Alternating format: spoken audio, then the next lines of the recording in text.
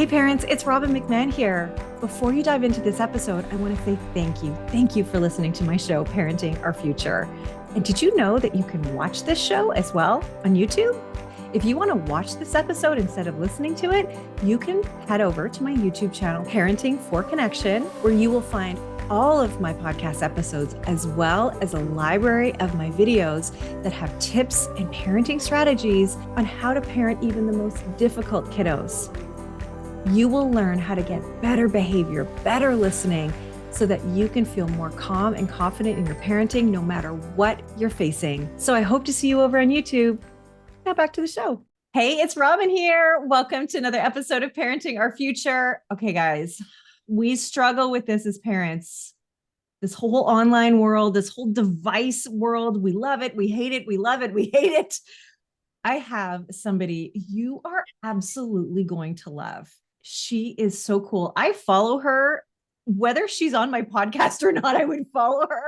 It's Titania Jordan. She is the Chief Marketing Officer and Chief Parent Officer of Bark Technologies, which is an online safety company that helps keep kids safe online and in real life. I love her work. I love Bark's work. I love everything.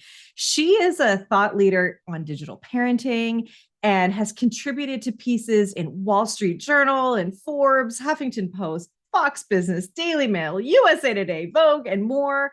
And her first book, Parenting in a Tech World, was published in 2020, great timing, and quickly became a bestseller on Amazon. Titania is also featured in the 2020 documentary Childhood 2.0 and frequently appears on different shows talking about this subject matter on shows like The Today Show, Steve Harvey, The Doctors, CBS This Morning, Good Morning America, Fox News, and so on. So many different places. And in 2017, Titania founded a Facebook group where parents can come together and get advice on raising kids in the digital age, share stories, and learn the latest news about social media. And so we're going to talk about parenting in a tech world, which is the name of her group and also the name of this podcast, because this is what we've got to do. We have no choice as parents but to understand the tech world to keep our kids safe. Welcome. Thank you. Thank you so much for having me. It's an honor. Oh, well, it's truly my honor. And as we talk, we're moving out of the spring break time and into summertime. And, you know, when your kids are little, they go to camps, they still have daycare, but as they get older, they're home with you, and free time can mean a lot of screen time. So we've got to get ready, and let's start thinking about this now. So what I want to do is I want to first ask you, because this is a question I get all the time too. What is the right age to give your child their first phone or really device, whatever it is, phone, tablet, you name it? What's the right age? So excellent question. The short answer is that there is no one magic age. It depends on the age, stage, and maturity of your child and your life circumstances. It depends on the device. It depends on the device's capabilities. It depends on what parental controls you have learned about and implemented, whether it's the built-in ones that come with the device. You know, with Apple devices, there's family sharing. With Google devices, there's Family Link, et cetera, et cetera, et cetera. So short answer is it depends. Now, what I will say is that based on the hundreds of thousands of parents that share their hearts in the group every single day, I've yet to hear a parent say, I waited too long. You know, I really should have let my child have access sooner. Not a single one. Right. And then flip side, and myself included, have felt this way, which is I should have waited a little bit longer. I wish I didn't give in so soon. Right. There's a wonderful community called Wait Until 8th.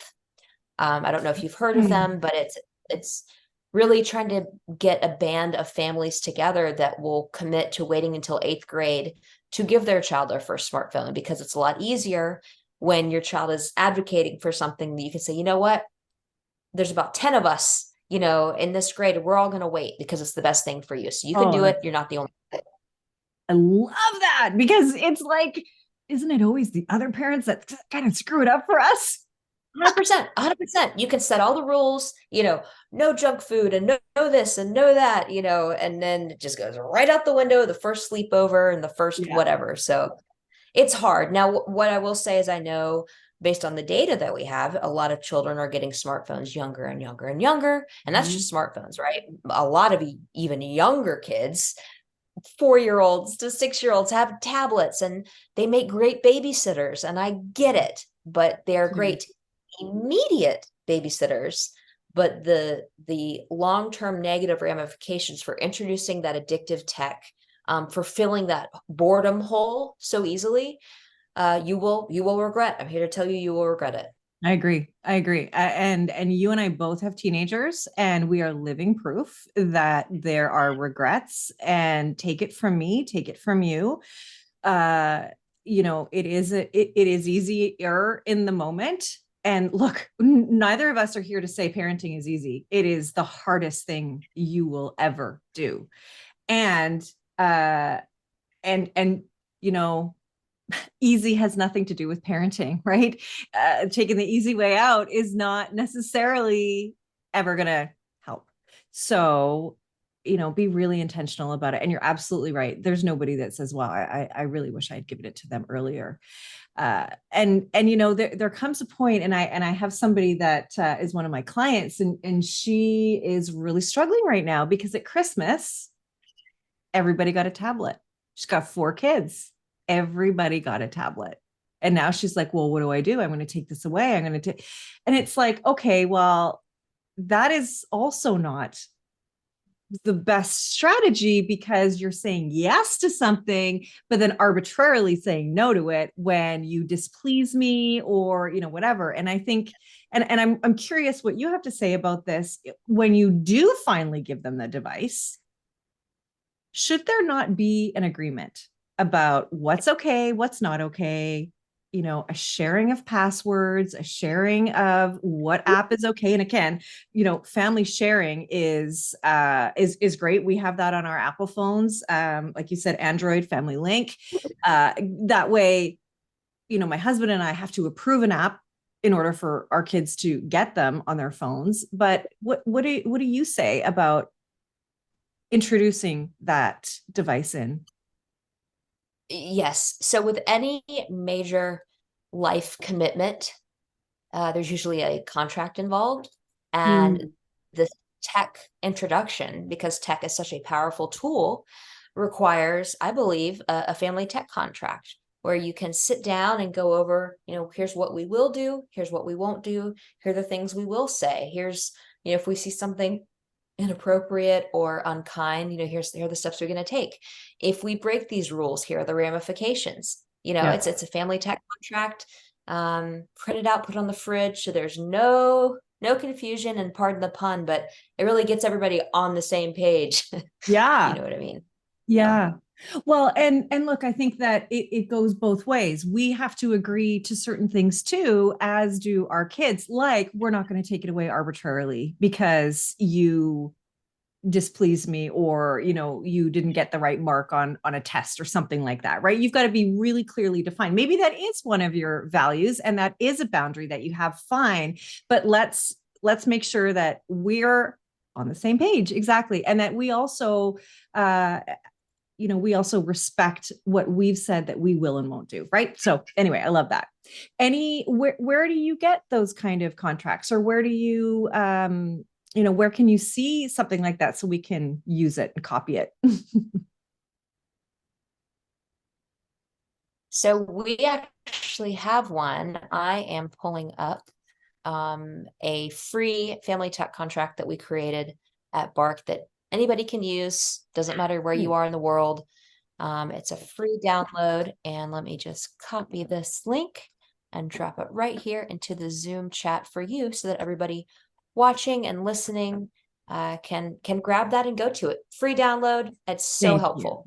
Thank you so much. And what we'll Mhm. do is I'll make sure that that goes into the show notes. So for everybody listening, it'll be in the show notes. If you're watching on YouTube, it'll be in the description. And then we'll also make sure it's part of the toolbox. So when you go into this episode's toolbox area, you'll be able to get that there too. So that's great. Okay, so here's what I want to ask you. And I want to reiterate something before I do that. You know, when you have a phone, it is a portal to the outside world, which means pornography. It means sexting. It means bullying. It means extortion, sextortion. It means all of those things. So let's not forget that that's what that phone is. And if that doesn't make you think twice, I don't know what will. Right. I remember as a very young, maybe I was 19, I worked at this, or I volunteered at this place called Science World. And the internet was very new, if not, I don't know if I'd ever even been on the internet at this time. And there was a computer in one of these labs. And somehow these kids managed to get pornography.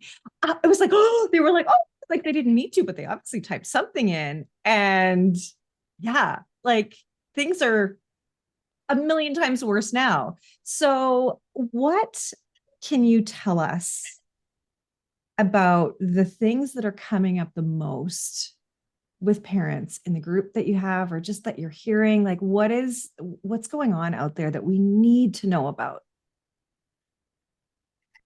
I am so glad you asked. Um,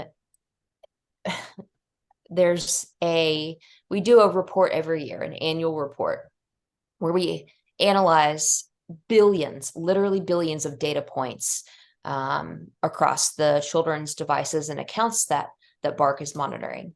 And last year we analyzed more than 4.5 billion messages across text, email, YouTube, more than 30 apps and social media platforms. Wow. And here's what we found. I'm dropping it in the Zoom chat right now. I know you'll have it for your listeners and viewers in the show notes, but Absolutely. quickly, just to showcase the fact that 36% of tweens and 64% of teens were involved in a self-harm or suicidal situation. And this is where Bark's algorithm detected it and then sent a parent an alert. And many times these parents had no idea their children were struggling until Bark brought it to their attention. Wow. So whether it's high rates of sexual content, predatory behavior, disordered eating related content. We know that's a big problem on social media. Anxiety, bullying, depression, violence, drug and alcohol related content. All of it is covered in this annual report that I shared with you, and you all can access for free. And it's staggering. It's a punch in the gut. Look, I have to say, I mean, I'm seeing that unfold in real life. I really am. I haven't seen it with my own kids. Doesn't mean that they haven't encountered it. I'm sure they have. And that's sobering. And as we know, those algorithms like attracts like, they just keep pushing more stuff. And so when you say Bark Technologies and the Bark app, Bark notifies parents, what you mean by that is you have a Bark phone that people can get, and you also have a Bark app. So why don't you can you tell us a little bit about those two things and more that Bark offers, and then I want to get back to a couple examples of some of the things that we're seeing out there, particularly that I've seen you talk about, that I want to bring up, and then even more. Absolutely. Yeah. So for any parent listeners and viewers who are in the United States, you're in luck because we launched a safer smartphone for kids that doesn't look like a kid's phone. Yeah. So I'm not saying you should, but I'm saying if and when you do decide it's time, you're welcome. You're in luck. There is a smartphone that we offer it's a Samsung A13. It's an Android phone, and it gives parents complete control over all the aspects that parents should have control over, right? Who can text my child? When can my child text or receive calls? Do I want the child to be able to be on the internet or not? Do I want them to access Snapchat or not? Should they be able to use the camera or not? Like all the things, right? It's a powerful tool. So we enable the parent to be able to do that.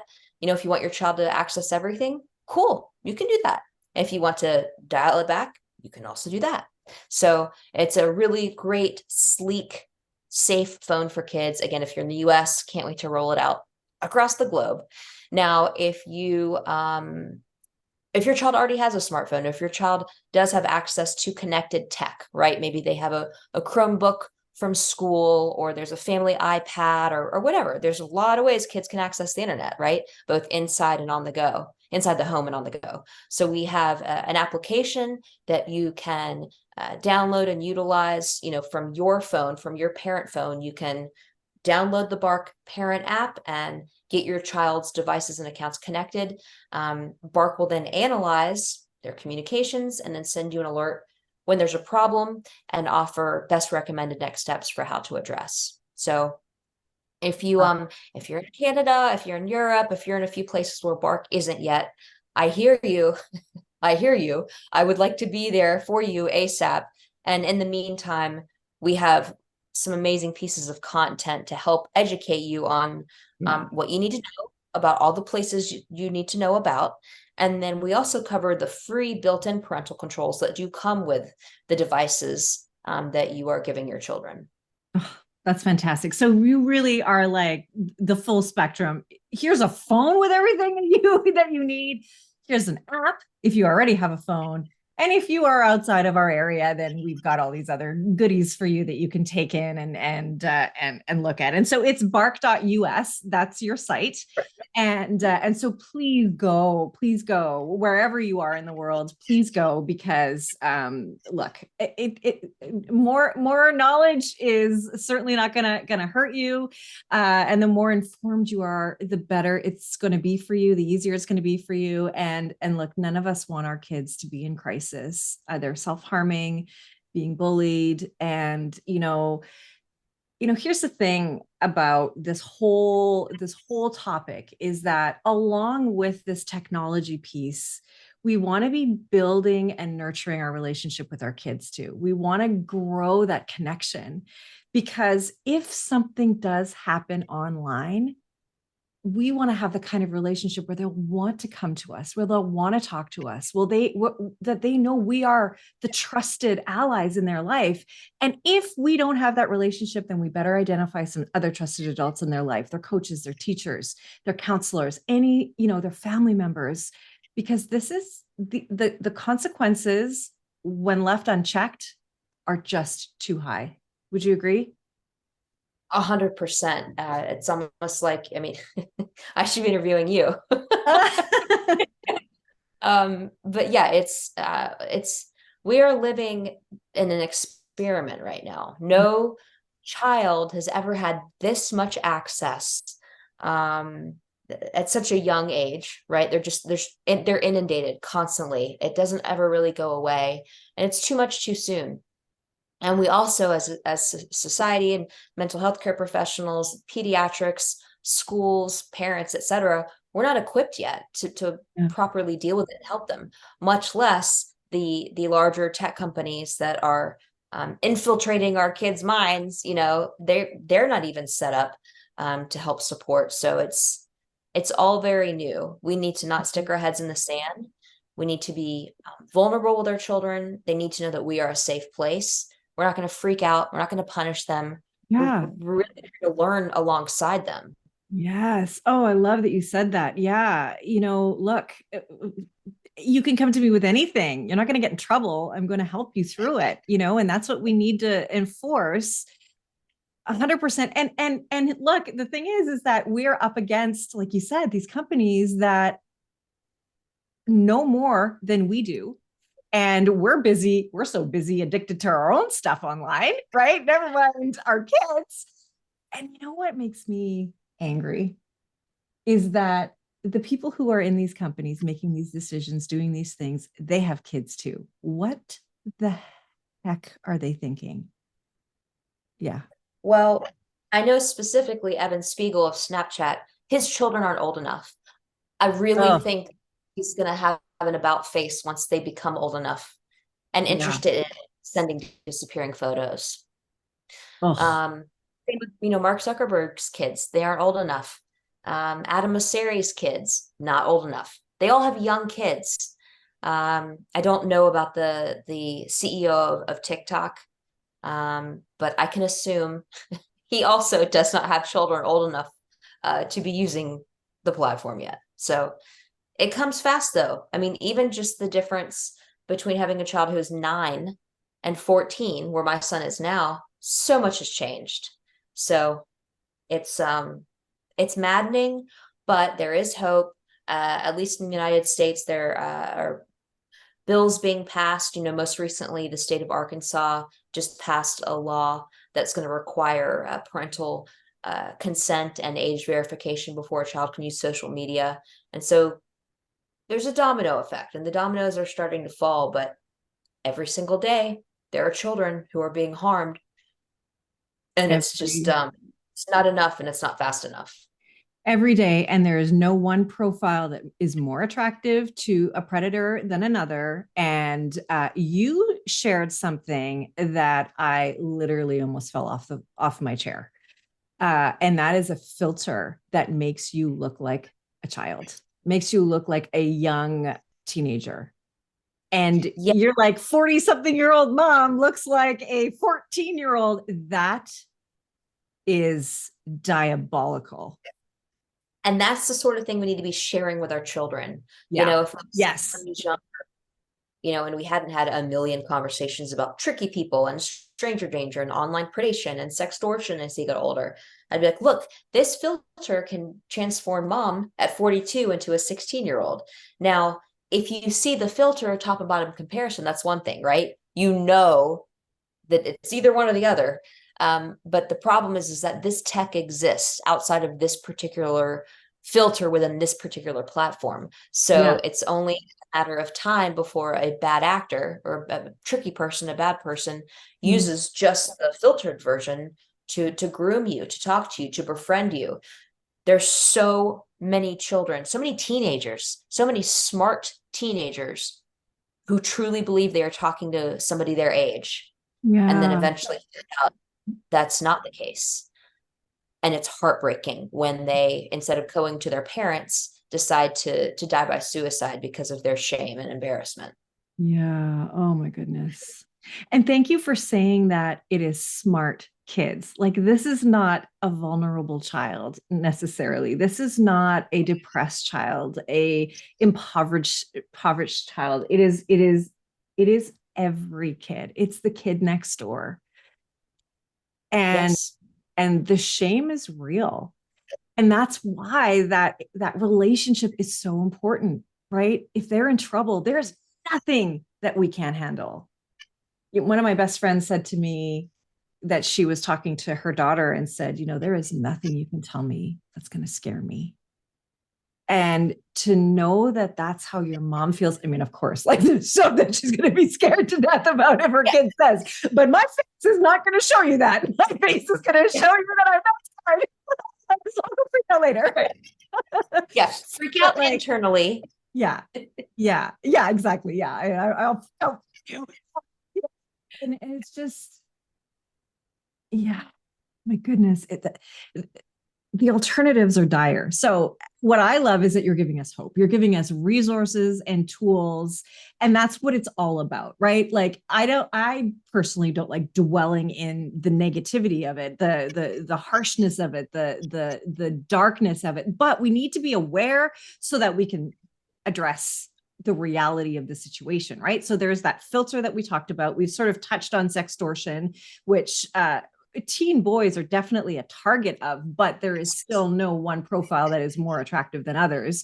And they're using games and chats through games that our kids love, like Roblox, right? And so can we talk a little bit about that? You've posted something about 4 or 5 things you need to know about Roblox, like there are condos with people. Well, you tell me.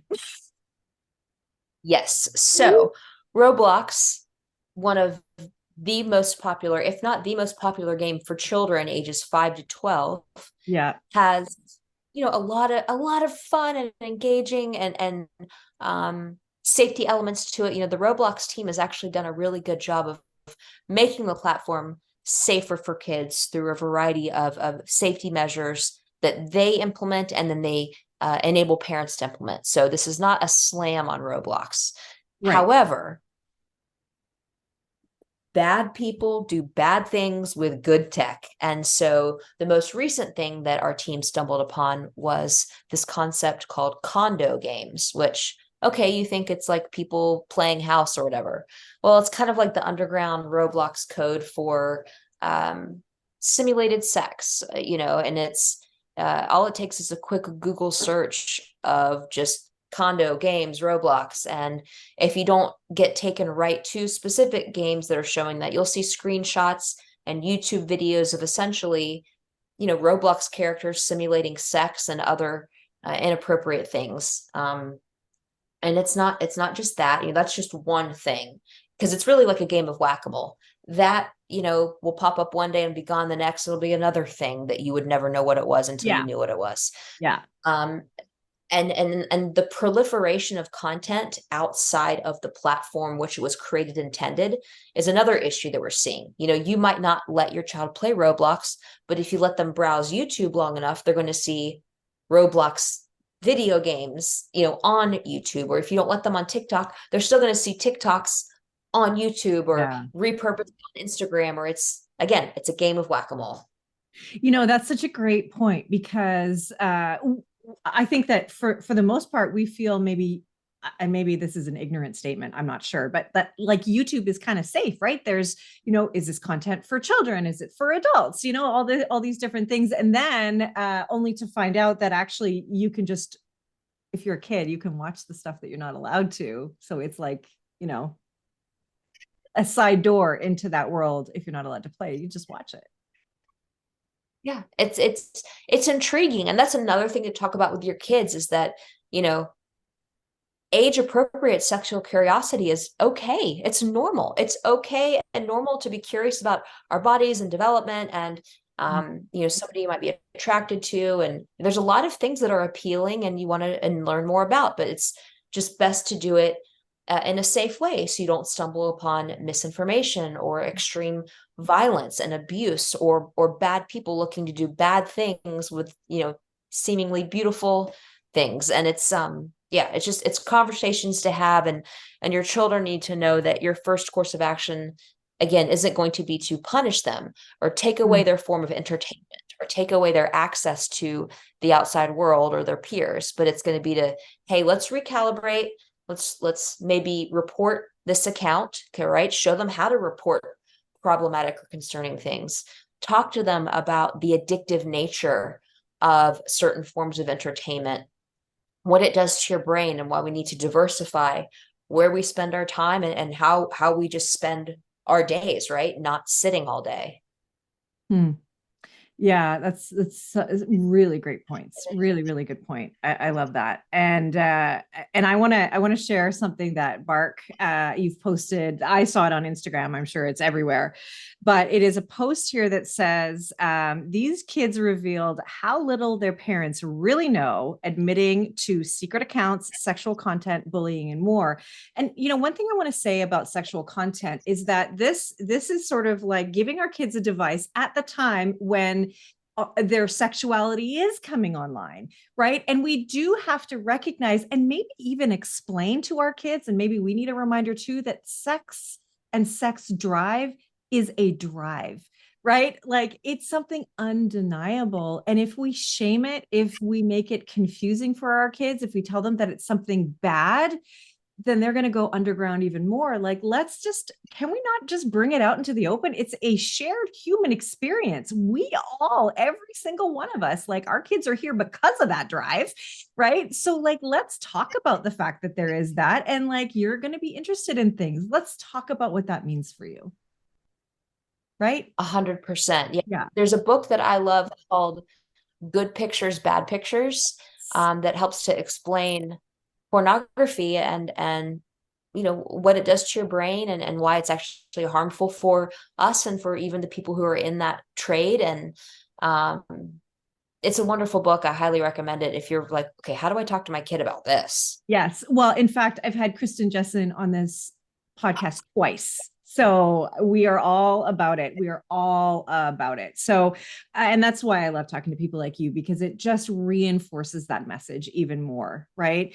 And so here's a couple of the posts from that post on what my parents don't know. So this person said, what my parents don't know about social media is that I'm on it till like 2 a.m. every day.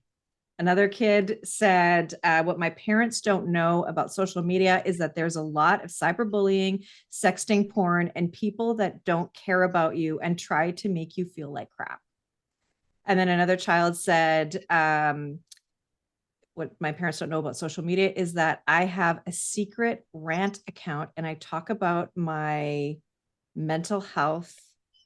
And I also have internet friends. And then I'll read one last one. What my parents don't know about social media is that kids really get bullied and there is a lot of inappropriate things and nudity. A lot of kids have secret accounts or send inappropriate things. Yeah, I mean, and that just scratches the surface of it, right? And those are like Finsta accounts, right? Fake Insta accounts.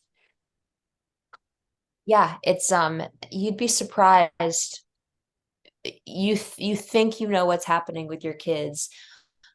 You're inside the same house with them, right? You're inside the same walls and roof, and they might be, sitting an arm's length away from you on the sofa, but what's in front of their eyeballs and what's in front of your eyeballs, totally different things. I had a client that I just love her. She's the most wonderful mom. She has 2 bio kids and then a whole bunch of foster kids, and then she's adopted some of them. So she is like just the most beautiful woman.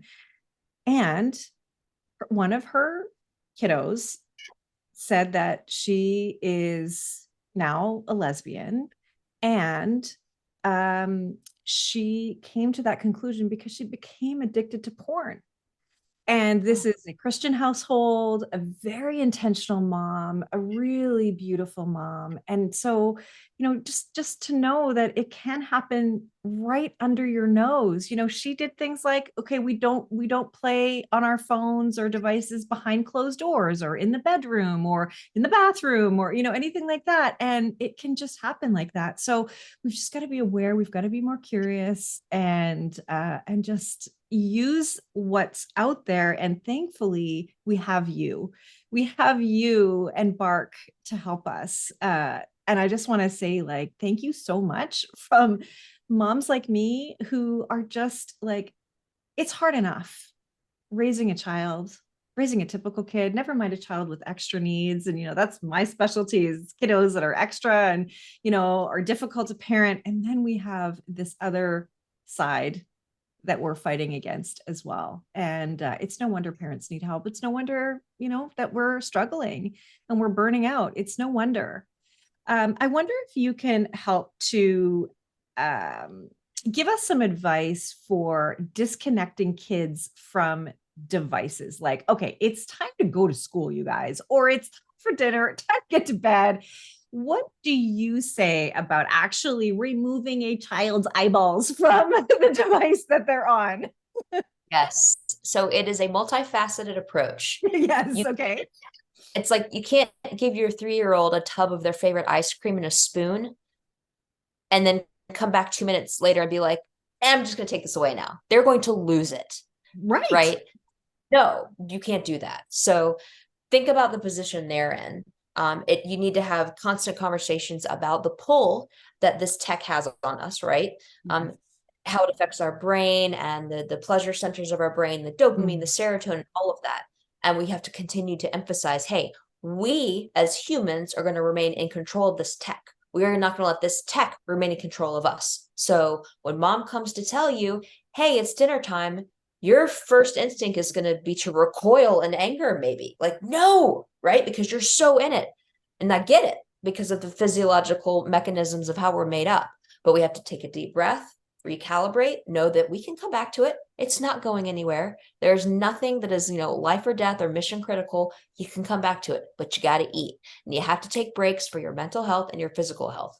Also, I highly recommend having those conversations with your kids when they're not in front of the screens.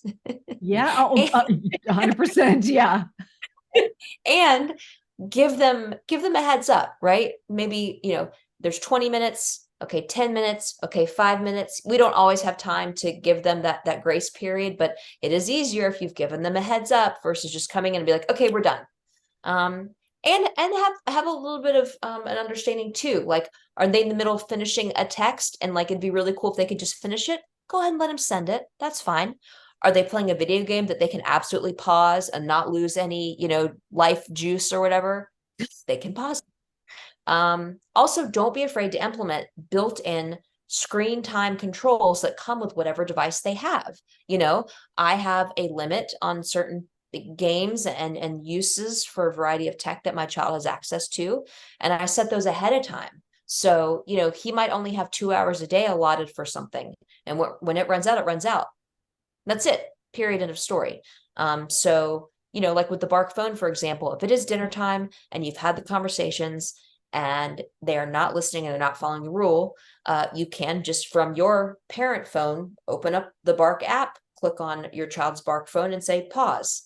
And then the phone becomes a brick, a very expensive brick. I love it. So, it's a balance, but you have to do it. Yeah. Well, and one of the things that I'd love to add too is that, barking, if you will, at your child, like, okay, get off, time to get off, time to get off, time to get off. And then you start to ramp up you get a little, if you're me, you get a little bit more shrill, you get louder, you get more angry. And then you're saying things like, have to get so mad before you get off and blah blah blah, like why do I have to get all this stuff, right? When in fact our strategy was flawed from the beginning. If we go and we just connect with them, we go to where they are, and what you said is to understand that, like, we can't just rip it out of their hands. We can't just and look, I've pulled the cord from the wall. I've done that, and that I wasn't bringing my A game to my parenting that in that moment, no. And it doesn't lead to more cooperation. It leads to resentment. It leads to argument. It leads to disconnection. And so having those conversations, like you said, when there isn't a screen there, maybe at the dinner table, maybe when you're driving in the car, it's less threatening. You just chat about it. And I love it. I love blaming your brain. Like, no, that's just the way your brain is just reacting. Or like, you're not going to let that device be the boss of you. You're going to And also, I think adding in like, hey, we don't want these apps controlling you. Like, they're just trying to sell you stuff. They're trying to get you. Do you want to be a pawn in their scheme? Like, no, like sort of the injustice of it. And I know teenagers are very tuned into injustices. So that is a great way to get them sort of thinking about, okay, though, I don't want to be your, pawn. No, not at all. And one thing I neglected to mention, which is maybe even more critical than any of the things we talked about, is modeling. You cannot tell your child to do the thing that to not do the thing that you're doing, right? If you're telling them to screens, but you're on screens at the dinner table, you haven't turned it on silent, you haven't turned it upside down. Come on. Oh, sorry. What did you say? I missed that. I was texting. Yeah. What did you say? Did you say something? I don't. 100%. Yeah. Like if you're on your phone the entire time you're watching TV too, like, yeah. Hello. Yeah. We gotta have some self-awareness, right? And keep ourselves in check. Yeah. No, I totally get that. Well, look, I just want to say that, this world is ever changing and ever evolving. And so following accounts like yours, being in a Facebook group like yours, Parenting in a Tech World, following you and Bark on Instagram, and I'm sure you're everywhere. Where are you everywhere? You're on TikTok, Instagram, Twitter, YouTube, Facebook, LinkedIn, and then your website, right? You're on all the things. Yep. Yeah. Wherever you are, chances are I'm there. Okay. And there aren't with my name, so you'll find me. Yeah, right. Yeah. Oh, I love that. Okay, so follow Titania, follow Bark. It's Titania Jordan and bark.us. And it's just like, I just love every second of it, because as things change and grow and morph, you are changing, growing, and morphing along with it. So we need you in our back pocket, literally. So thank you so much. And look, if you're in the States, that Bark phone, I hope I can say it's $49 a month. You said an expensive brick. I don't think that's that much. You're going to spend that much anyway on a phone for your kiddo. So why not have one that you have complete control over? The app is, I'm assuming, Apple and Android as well. Yeah. And your logo is a cute little blue circle with a little dog in it. Yeah. And there may or may not be a dog in the background right now who just made herself comfortable on your couch. So cute. I love it so much. So Titania, thank you so very much for all that you're doing. And in Parent Toolbox, we do have the Bark blog and online safety tips for parents and stats and resources on alarming trends in kids' online behavior throughout 2020. Plus, of course, we have what you've just dropped today, which is your what did you call it? The chat contract and the annual report. That's the one. I was like feverishly going into the chat to see what we just talked about because I totally forgot. Okay. Yes, those things will also be in the description in the toolbox. Parent-toolbox.com is where you go to get all that good stuff. And I think we're done here for now. Thank you so much for being here. You're my hero. Oh, thank you. Thank you so much for having me. Thank you for listening to this edition of my podcast, Parenting Our Future. I'm parent coach Robin McMahon, and if you're enjoying this podcast, please share it with someone who you think might also need to hear this message. And don't forget to subscribe, and if you like my work, I would be grateful if you gave me a 5-star rating. For those of you who like my content and want more, visit me at yellingcurebook.com to get your copy of my book and to find other resources to help you. Until next time, I am wishing you and your family peace and connection.